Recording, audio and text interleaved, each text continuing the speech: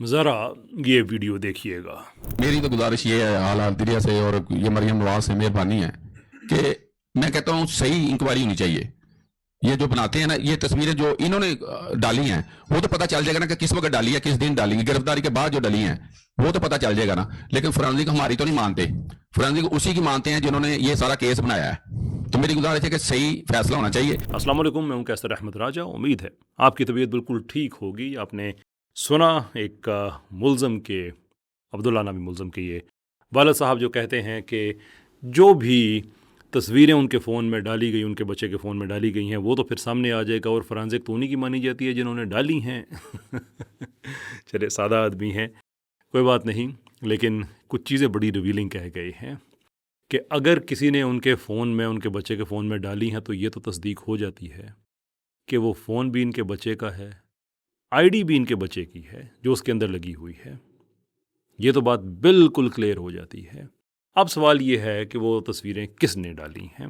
इनका दावा ये है कि जो मुद्दई हैं उन्होंने डाली होंगी, NCCIA के लोगों ने डाली होंगी, वगैरह वगैरह वगैरह। लेकिन चूँकि मेरी हमदर्दी इनके साथ है कि ये टेक अवेयर आदमी नहीं है, इनको टेक्नोलॉजी कैसे काम करती है वो नहीं पता। जो बता दिया जाता है, वकील वगैरह पैसे लेने के लिए बहुत ही गलत इन्फॉर्मेशन बताते रहते हैं, वो आगे से फिर ये भोले भाले लोग हैं बताते रहते हैं। लेकिन सवाल ये है कि क्या वाकई ही फोरेंसिक किसी और जगह से कराएं या कोई और बंदा कराए तो उसका नतीजा डिफरेंट आएगा? Answer is no. फोरेंसिक तो बेसिकली आपका फ़ोन एक लगेगा, एक डिवाइस में लगेगा, वो बता देगा कि इसके अंदर जो तस्वीर आई हैं वो कब की हैं, जो वीडियोज़ हैं वो कब की हैं, किसको भेजी गई, किससे मौसूल हुई, किन ग्रुपों में उनको शेयर किया गया, वो व्हाट्सएप के ग्रुप हों, फेसबुक के ग्रुप हों, ये सारा तो क्लियर हो जाएगा। अब जो इनका शिकवा है कि देखिए भाई हमारी तो कोई सुनता नहीं है, जी मैं सुनता हूँ।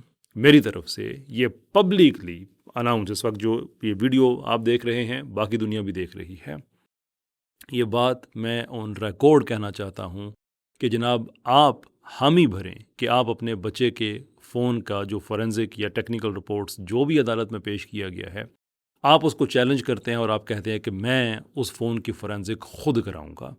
अब आप PFSA में जाएं, आप NFA में जाएं, आप NCCIA में जाएं, पाकिस्तान में किसी भी जगह पे अपनी मर्ज़ी की जो मर्ज़ी आपको फोरेंसिक लैब, फोरेंसिक एजेंसी अच्छी लगती है, एज़ लॉन्ग एज़ वो क्रेडिबल है, सर्टिफाइड है, मैं सारा खर्च उठाने को तैयार हूँ।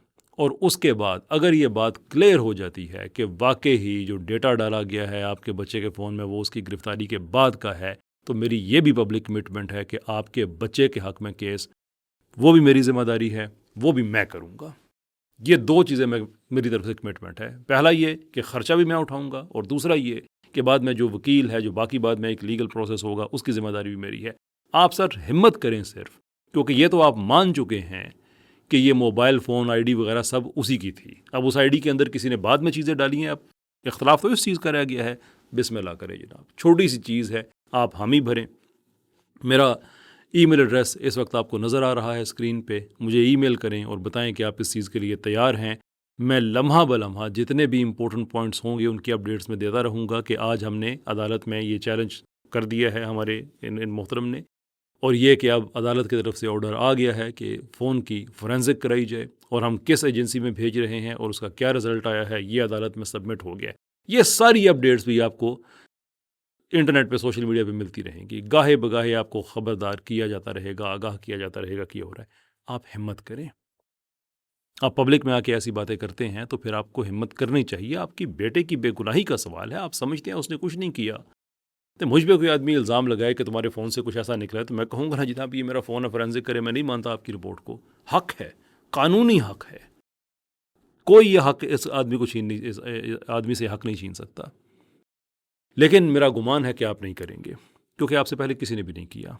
क्योंकि आपको पता है कि अगर फोरेंसिक हो जाती है तो ये जो आपके पास कहने को भी दिया गया है ये भी आपसे छिन जाएगा।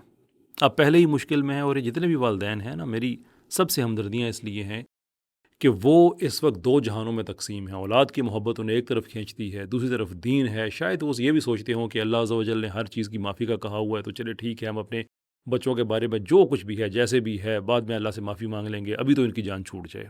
Right, may be that is the case. और कुछ दिन पहले एक ऑडियो भी ऐसी लीक हुई जिसमें वो आपस में बातें कर रहे हैं मुल्ज़मान की फैमिली वाले, और वो बता रहे हैं कि ये तो सबको पता है जी कि बच्चा कोई बेकसूर नहीं है। ऐसे में ऐसे वालिदैन भी हैं जो मेरी डॉक्यूमेंट्री में आ चुके हैं, जो कह चुके हैं जी कि हमने रसूलुल्लाह सल्लल्लाहु अलैहि वसल्लम से बगावत नहीं करनी है। हम सिर्फ इतनी बात कहते हैं कि अगर शरीयत में, फ़िक़्ह में इनके इस अजीम गुनाह की माफ़ी मौजूद है तो उनको माफ़ कर दिया जाए, अगर नहीं है तो उनको सज़ाए मौत दे दे, हमें कोई एतराज़ नहीं है। वो भी वालिदैन हैं। बहरहाल बात लंबी हो जाएगी, कोई फ़ायदा नहीं है। ये 2 चीज़ें हैं, ये मैं आपके सामने रख रहा हूँ। ज़रूर चैलेंज कीजिए, मैं आपके साथ हूँ। इस फोरेंसिक को और टेक्निकल रिपोर्ट्स को जो आपके बेटे के हवाले से पेश की गई हैं, और उसके बाद अगर ये बातें सारी ठीक निकलती हैं जो आप कह रहे हैं, तो उसके बाद मुकदमा भी मेरी ज़िम्मेदारी है। मैं इंतज़ार करूँगा आपकी तरफ से राब्ते का।